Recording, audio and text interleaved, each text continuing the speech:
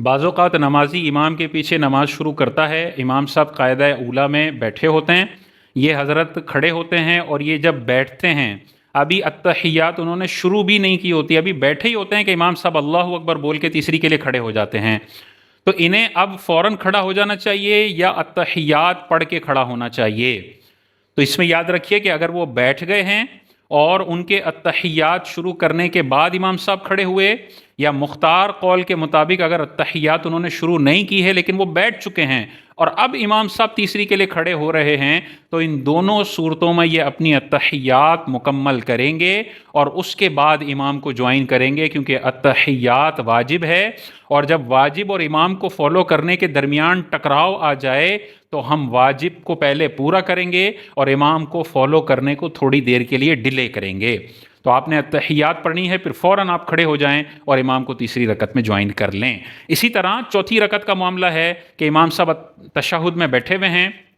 कोई बंदा पीछे से आया, अल्लाहु अकबर कहा, दूसरा अल्लाहु अकबर कहते हुए वो अत्तहियात में बैठा, अभी बैठा ही था, एक दो लम्हे हुए थे, अत्तहियात इसने शुरू भी नहीं की थी कि इमाम ने अस्सलामु अलैकुम व रहमतुल्लाह बोल दिया।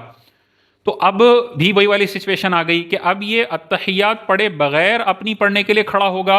या अत्तहियात पढ़ कर फिर खड़ा होगा। तो यहाँ भी वही मसला है कि अगर इसने अत्तहियात के कुछ जुमले बोल दिए हों फिर इमाम सलाम फेरे, या अत्तहियात शुरू भी नहीं की और इमाम ने सलाम फेर दिया, दोनों सूरतों में यह अत्तहियात मुकम्मल करेगा और फिर अपनी बकिया रकतें पढ़ने के लिए खड़ा होगा, क्योंकि अत्तहियात वाजिब है, वाजिब पहले पूरा किया जाएगा, इमाम को फॉलो उसके बाद किया जाएगा। ये शरई मसला अपने जहन में रखें। हाँ, बाकी ज़िक्र अस्कार हैं वो रह जाते हैं, जैसे दुरूद इब्राहिमी है वो रह गया, इमाम ने सलाम फेर दिया, आप फ़ौरन सलाम फेरें, दुरूद इब्राहिमी को छोड़ दें। तस्बीहात अभी आपने पढ़ी नहीं, इमाम सज्दे से सर उठा लेता है, आप भी उठा लें, आप छोड़ दें, आपने अभी तस्बीहात को फोकस नहीं करना है। तो मुस्तहब और तस्बीहात के अंदर या सुन्नतों के अंदर तो इमाम को फॉलो किया जाएगा, ये सारे अस्कार छोड़ देंगे, लेकिन जहाँ तक अत्तहियात का मामला है वहाँ पर आपने अत्तहियात पढ़ के फिर इमाम को फॉलो करना है। इसी तरह दुआए कुनूत का मामला है कि दुआए कुनूत अगर इमाम साहब रुकू में चले जाते हैं